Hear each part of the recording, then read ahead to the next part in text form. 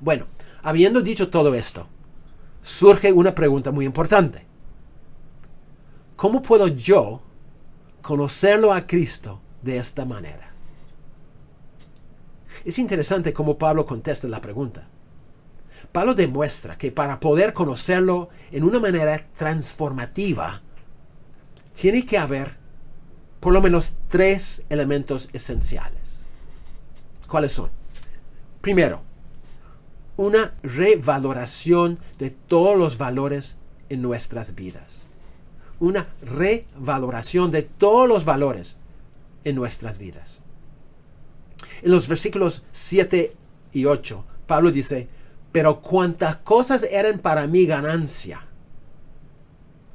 Todas esas cosas que para mí eran ganancia, las he estimado como pérdida por amor de Cristo. Y ciertamente, aún estimo todas las cosas como pérdida por la excelencia del conocimiento de Cristo Jesús, mi Señor, por amor del cual yo lo he perdido todo. Y lo tengo por basura para ganar a Cristo. Tú puedes notar el contraste que Pablo hace entre ganancia y pérdida en este texto, ¿no? ¿Cuál fue su ganancia? Lo que realmente tenía valor para Pablo antes. Pablo lo describe como su confianza en la carne. Un autor comenta, diciendo, Pablo define la confianza en la carne en términos de su pedigrí judío puro, su estatus social de clase alta, su vida moral intachable como fariseo y su piedad personal basada en la ley. Al presentar este autorretrato, Pablo demuestra que cumple con todos los requisitos de grandeza y excelencia en la sociedad judía. No obstante, todas las cosas que tenían tanto valor para Pablo, cosas que eran para él una verdadera ganancia, él sacrificó por algo que no parecía tener mucho valor, pero que ahora Pablo valoraba mucho más. Es decir, Pablo demuestra una reorientación total de su sistema de valores. Pablo dice, todo lo que tenía valor para él antes ya no tiene valor. Lo que definía su vida, lo que le motivaba, las cosas que formaban su identidad, todo esto, que en una época era la base de su confianza y esperanza, ahora no tenía nada de valor. De hecho, Pablo dice que es como skubala, una palabra que significaba excremento o a lo mejor basura podrida.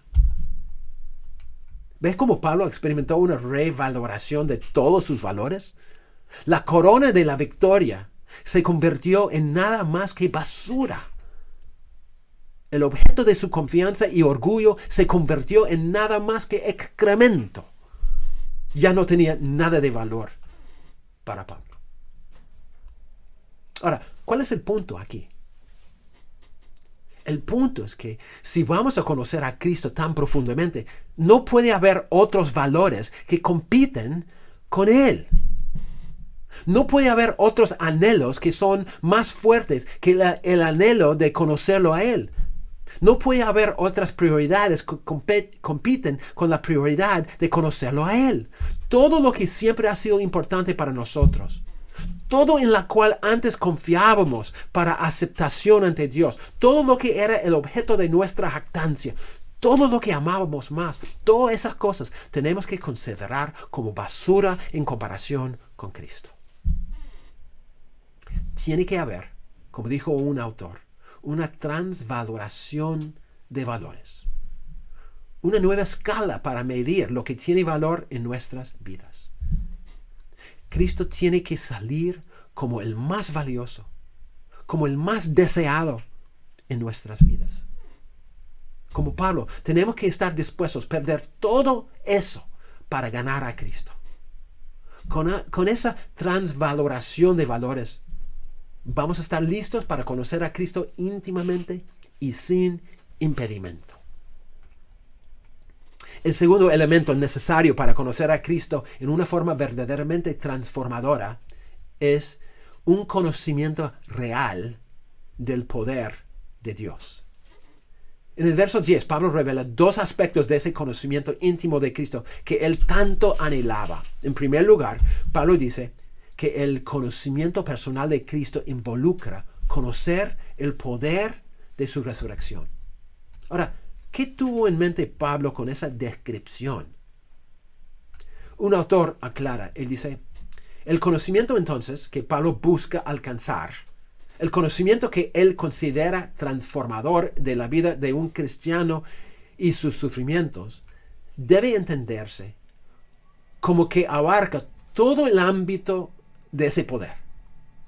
Emana del Padre, resucita a Jesús de entre los muertos en su resurrección, lo dota de una nueva vitalidad y finalmente procede de él como fuerza vivificante de la nueva creación y de la nueva vida que los cristianos en unión con Cristo experimentan y viven.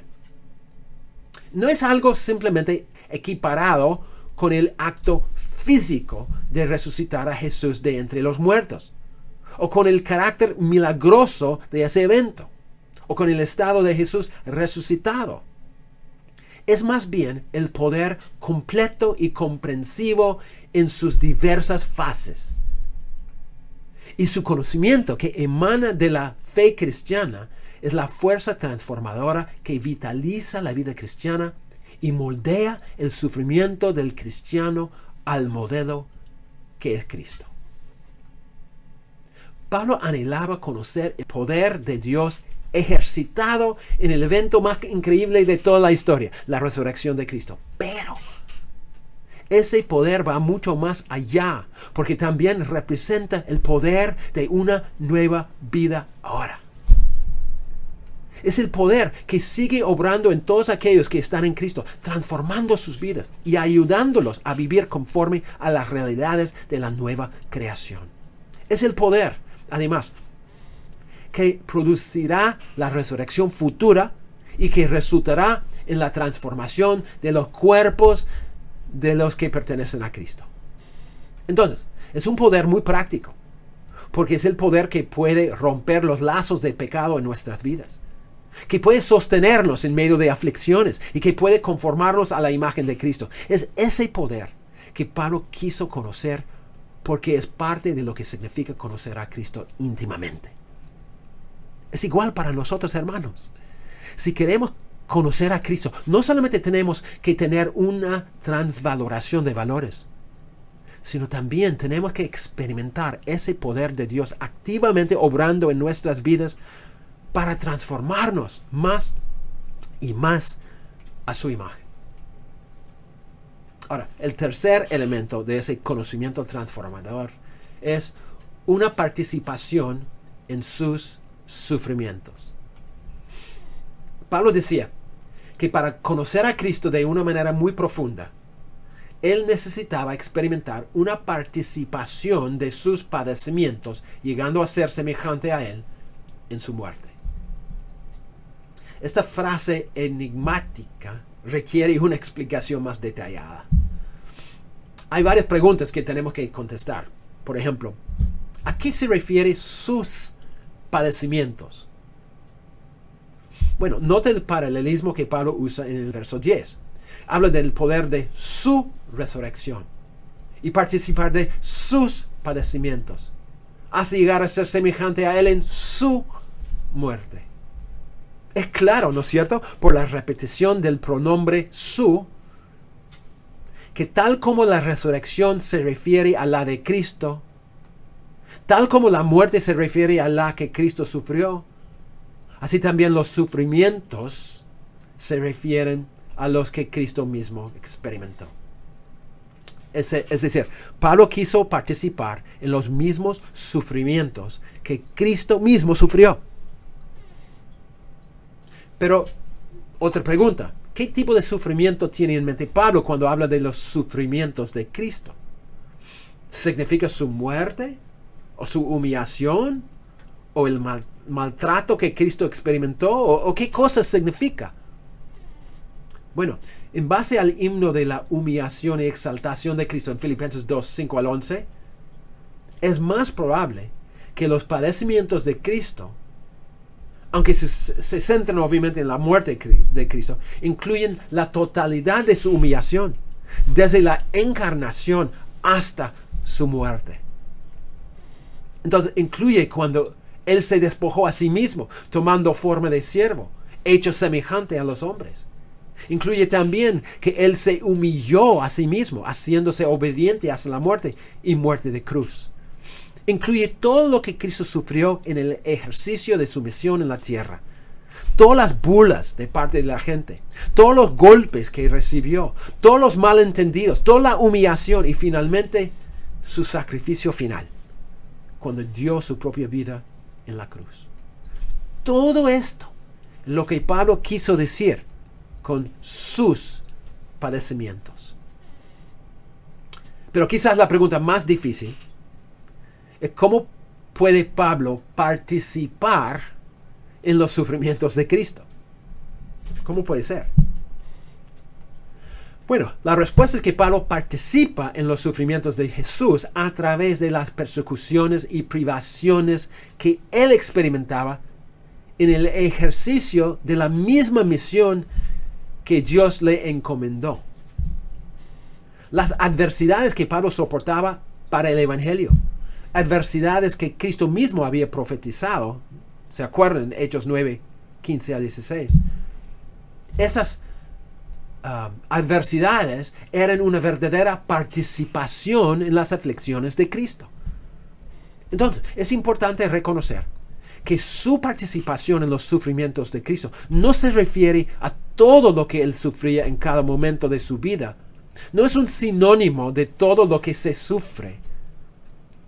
Más bien, su participación en los sufrimientos de Cristo principalmente enfoca su involucramiento en la misión del Evangelio y todo lo que esa misión trajo a su vida. Esto incluye, por ejemplo, su encarcelamiento, según Filipenses 1, 12 y 13. Las aflicciones que resultaron de ese tiempo en la prisión. Tanto económicamente como personalmente, según Filipenses 4, 14. Las burlas de los demás, Filipenses 1, 17. La injusticia, persecución, Filipenses 1, 30. La amenaza de muerte por el Evangelio y todos los sacrificios en servicio a los demás. Todo esto significan los padecimientos que Pablo sufrió, los padecimientos de Cristo. No obstante, la plenitud de lo que significa participar en los sufrimientos de Cristo todavía queda un poco oscuro, ¿no es cierto? Entonces Pablo aclara con una idea más concreta en la última parte del verso 10. Aquí Pablo explica cuál será el resultado o la consecuencia de una participación en los padecimientos de Cristo. Él dice, llegando a ser semejante a Él en su muerte. Ahora, Pablo usa un participio que se traduce llegando a ser semejante a Él. Que no aparece ese participio en ningún otro lugar en la Biblia, ni siquiera en la literatura secular antes de Pablo. Es una palabra que tiene la idea de formar algo a la misma forma de otra cosa. En Filipenses 3:10 se refiere a la vida de Pablo siendo formada a la misma imagen que Cristo tenía en su muerte. Pero, ¿cómo era Cristo en su muerte? Vaciado de toda gloria, humillado profundamente, obediente hasta la muerte. La consecuencia de participar activamente en los sufrimientos de Cristo es que Dios nos hace cruciforme, conformado a Cristo en su muerte. En el caso de Pablo, conformarse a la muerte de Cristo significaba tomar una forma netamente cruciforme. Significaba vaciarse de toda su propia justicia y todas las cosas en las cuales él confiaba antes, como por ejemplo su currículo espiritual, su linaje especial y cosas por el estilo. O sea, significaba humillarse para que su sistema de valores cambiara totalmente y para que lo que le importaba ya no fuera su propia reputación, sino el Evangelio de Cristo. Significaba ser amoldada para ser como Él, como Cristo, ¿no? El que fue crucificado. para que esté contento en escasez o plenitud, ante la vida o la muerte. Ser formado a la imagen de la muerte de Cristo es tener su vida tan transformada que parece la vida de Jesús en su crucifixión. Es conformarse a las mismas actitudes que Él tenía, los mismos valores, las mismas prioridades, la misma obediencia y humildad que Cristo demostraba yendo a la cruz. Esa clase de transformación requiere que Pablo experimente y participe en los sufrimientos de Cristo. Es cuando alguien se identifica plenamente con Cristo en su humillación y sufrimiento, en su soledad y muerte, que llega a conocerlo de verdad. Y siendo como Él en su muerte, despojado de todo, es la esencia de conformarse a su imagen. La verdadera meta, ¿no es cierto?, de la transformación. Tenemos que participar activamente en sus padecimientos, es decir, llegando a ser semejante a Él en su muerte. Un ejemplo concreto de cómo se manifiesta esa transformación a la imagen de Cristo en su muerte es ilustrado, por ejemplo, en Mateo 26, del 36 a 46. Fueron los últimos días de Jesús en la tierra. Él sabía que muy pronto Él iba a ser entregado a sus oponentes, quienes iban a maltratarlo y crucificarlo. Pero antes de ese momento trágico, Jesús invita a sus discípulos a acompañarle en un tiempo de oración, preparándose para sus sufrimientos. En ese momento crucial, ese momento de dolor, de tristeza, de tribulación, es allí que vemos el carácter esencial de Jesús. Él revela lo que significa morir a uno mismo. Él revela lo que significa ser conformado a la imagen de Cristo en su muerte. Aquí aprendemos lo que significa participar en los sufrimientos de Cristo. Jesús, enfrentando el momento más doloroso, más solitario, más angustiado de su vida, dice: mi alma está muy triste hasta la muerte. En ese momento crucial, Jesús ora a su Padre 3 veces, diciendo casi las mismas palabras cada vez. Mateo relata el primer pedido: Padre mío, si es posible, pase de mí esta copa, pero no sea como yo quiero, sino como tú. Se ve el compromiso de sacrificar lo que uno mismo desea para aceptar lo que Dios desea. Cuando hay un claro conflicto entre lo que me conviene a mí, lo que satisface mis deseos, lo que yo anhelo, lo que yo quiero y lo que Dios desea para mí, la persona conformada a la muerte de Cristo escoge el deseo de Dios. Puede costarle duro, puede significar sufrimiento, soledad, abandono, tal como significaba para Jesús. No obstante, la persona está dispuesta a alinearse con los deseos de Dios en vez de sus propios deseos. El segundo y tercer pedidos de Jesús son iguales. Padre mío, si no puede pasar de mí esta copa sin que yo la beba, hágase tu voluntad. Aunque la idea es igual al primer pedido, aquí el enfoque es la voluntad. Cuando es claro que la voluntad de Dios contradice la de la misma persona, la persona conformada a la muerte de Cristo siempre va a escoger la voluntad de Dios. Esa actitud, ese compromiso de someterse a la voluntad de Dios, a pesar de lo que nos cuesta. Esa actitud de valorar más la voluntad de Dios que mi propia comodidad. De hecho, más que mi propia vida. Esa actitud revela lo que es ser conformado a la imagen de Cristo en su muerte. Es morir a uno mismo para que Cristo viva en mí. Ahora, la última pregunta que tenemos que hacer es: ¿qué significa que el sufrimiento para la misión de Cristo es un medio de transformación? O sea, ¿cómo es que ese sufrimiento me cambia, me transforma. Bueno, en primer lugar, es importante entender que una persona verdaderamente identificada con la misión del Evangelio será expuesta al sufrimiento. Será expuesta al menosprecio, a peligros y privaciones, todo lo que esa misión trae. ¿Pero qué significa ser identificada con la misión del Evangelio? Bueno, no significa necesariamente que uno tiene que ser un obrero tiempo completo en la misión, sino significa que la persona realmente vive la misión. Por ejemplo, ser identificado con la misión del Evangelio significa vivir su fe en medio de un mundo contrario. Significa creer profundamente en el propósito de la misión. Significa obedecer concienzudamente la palabra de Dios, que es la constitución de la misión. Significa compartir sus recursos para las necesidades de la misión. Y significa testificar valientemente del Evangelio, aprovechando las oportunidades que Dios le da. Todo esto es lo que significa participar activamente en la misión. El punto es que cuando una persona está verdaderamente identificada con la misión del Evangelio, cuando está involucrada en la misión de Cristo, surgirán incomodidades, oposición, aflicciones y todo tipo de lucha en esa tarea.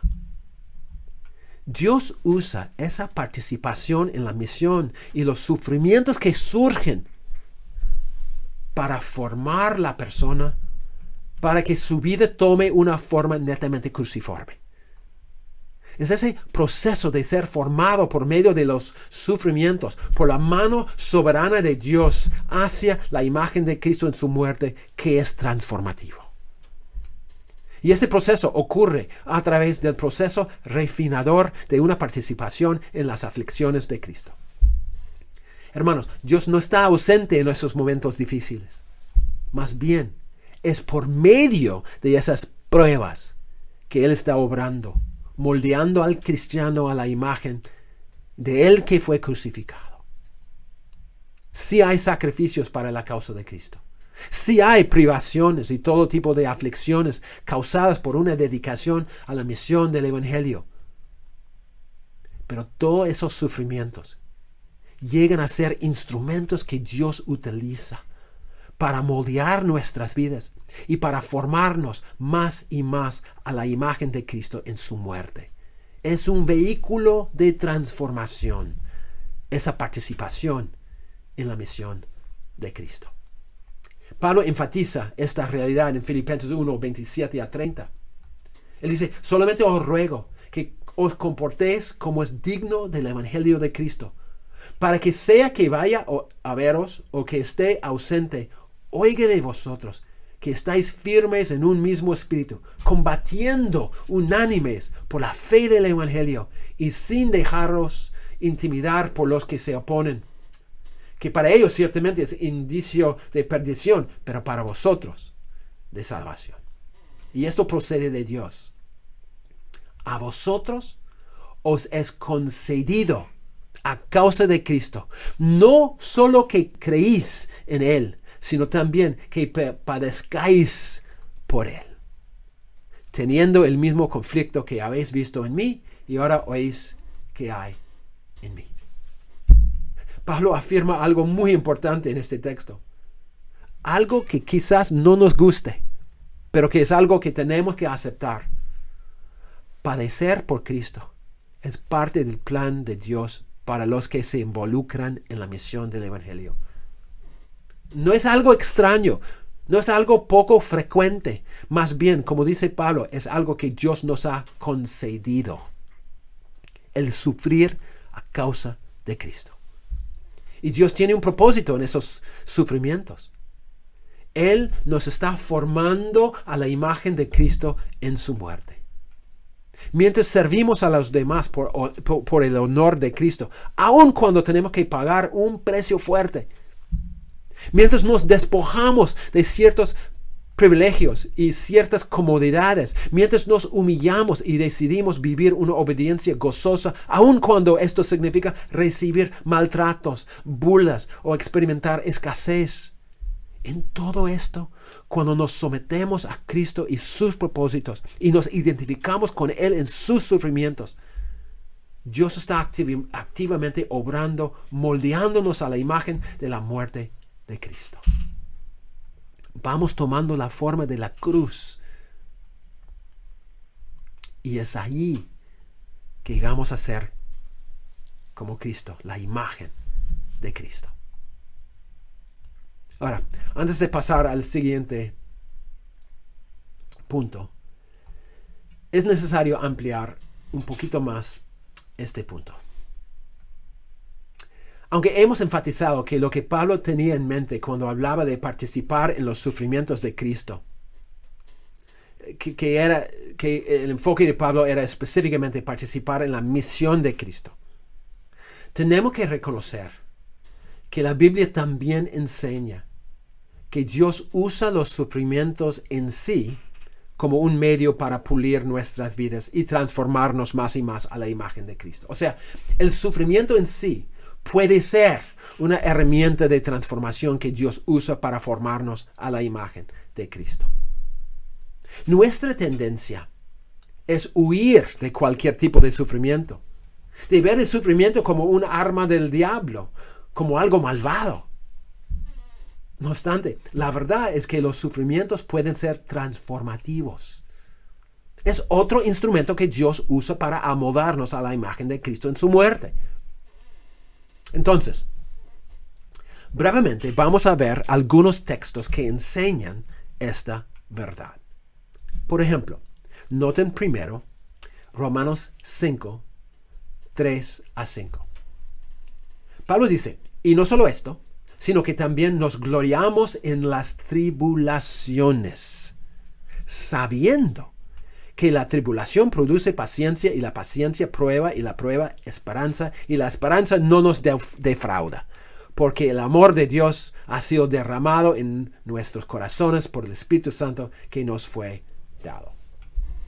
Pablo dice que se gloria en las tribulaciones. Parece loco, ¿no? ¿Por qué? ¿Por qué podemos gloriarnos en las tribulaciones?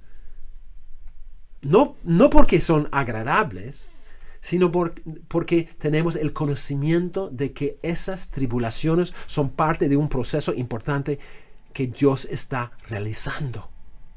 ¿Cuál es ese proceso? Formar en nosotros ciertas virtudes que nos faltan y que son importantes para vivir nuestra fe en un mundo difícil. O sea, uno de los propósitos de Dios en nuestras tribulaciones es producir en nosotros ciertas características que necesitamos. Son características que son necesarias para que podamos perseverar fieles y fuertes en la batalla de esta vida. En todo ese proceso de esperar nuestra redención final. Por ejemplo, nos falta, dice Pablo, paciencia. La capacidad de resistir y seguir adelante aún en medio de luchas. Dice, además, nos falta un carácter aprobado, un carácter que ha sido probado y que ha pasado la prueba. Y nos falta esperanza. La capacidad de seguir creyendo mientras la meta de nuestra fe todavía es algo futuro. Es algo que no podemos ver todavía. Dios forma esas características esenciales a través de las tribulaciones. Es exactamente lo que Pablo quiere decir en Romanos 5. Hay otro texto también que enseña la misma verdad. Santiago 1, 2 a 4. Santiago dice, hermanos míos, gozaos profundamente cuando os halléis en diversas pruebas, sabiendo, ahí está otra vez, sabiendo que la prueba de vuestra fe produce paciencia. Ahí está la misma idea que Pablo enseñó. Cuando nuestra fe es probada por las aflicciones, si respondemos correctamente, Dios produce paciencia en nosotros. Pero ese proceso tiene que seguir. Porque Santiago dice, pero tenga la paciencia su obra completa para que seáis perfectos y cabales sin que os falte cosa alguna. Cuando el proceso llega a su fin, y puede ser a veces un proceso largo, es allí que vemos el objetivo. Hacer de nosotros personas maduras y completas. Nosotros queremos detener el proceso, hacer que el proceso sea el más corto posible. Pero Dios dice que el proceso tiene que llegar a su fin, tiene que seguir hasta completarse, porque es solamente después de seguir su curso que la prueba de nuestra fe forme en nosotros las cualidades que Dios desea. Un pasaje más que está totalmente de acuerdo es 1 de Pedro 1, 6 a 7. El texto revela: por lo cual vosotros os alegráis, aunque ahora por un poco de tiempo, si es necesario, tengáis que ser afligidos en diversas pruebas, para que, sometida a prueba, vuestra fe, mucho más preciosa que el oro, el cual, aunque perecedero, se prueba con fuego, sea hallada en alabanza, gloria y honra cuando sea manifestado Jesucristo. Pedro nos enseña que la prueba de nuestra fe tiene un propósito. ¿Cuál es el propósito? Limpiar y fortalecer nuestra fe para que en el juicio final esa fe glorifique a Dios. Las pruebas purifican nuestra fe y la prepara para el retorno de Jesús.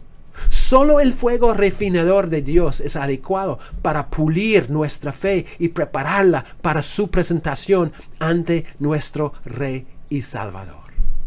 Entonces es claro que el sufrimiento para la misión de Cristo y el sufrimiento en sí, cuando nosotros respondemos correctamente, son medios de transformación hacia la imagen de Cristo. No son fáciles, ni traen resultados inmediatos, pero son medios de transformación en las manos del alfarero divino para formarnos a la imagen de su Hijo Jesús.